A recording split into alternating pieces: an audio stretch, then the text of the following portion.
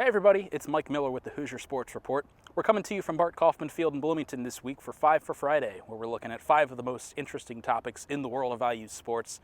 Going to start out with baseball because it's the MLB draft, and it's going to run through Saturday, at which point we could see 4 or 5 Hoosiers taken off the board.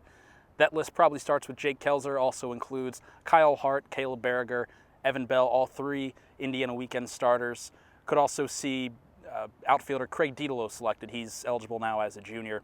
Could also see a few high school signees taken off the board. That list starts with Skylar Sinski, a right-handed pitcher from Penn. He could come off the board pretty early this afternoon in possibly the 3rd to 5th rounds. So we'll see where he's taken and if he decides to sign. If not, he could be a guy you'll be seeing possibly in that weekend rotation next season.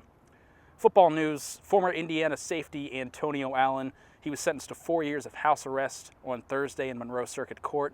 He was charged last June with selling heroin and meth, along with a list of other charges. Transferred to Indiana State, didn't play football for the Sycamores last year. Shortly after that season, transferred to Marion. Under the terms of his sentencing, he's going to be able to leave the home to attend classes and to play football, it appears, for Marion. We'll see how far down the line that gets.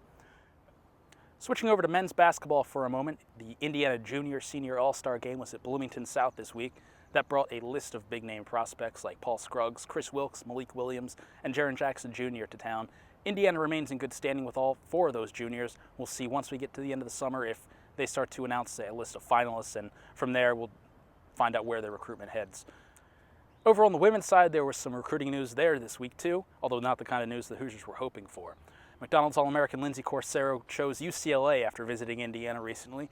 She had originally been committed to Kentucky but was weighing her options after decommitting earlier this spring. Hoosiers thought they were in good shape but ultimately lost out to the Bruins. Also on the women's side, Terry Moran rounded out her coaching staff this week by hiring Glenn Box as her final assistant, the second coaching hire made by Terry Moran this spring. That'll do it for 5 for Friday for this week. I'm Mike Miller with the Hoosier Sports Report.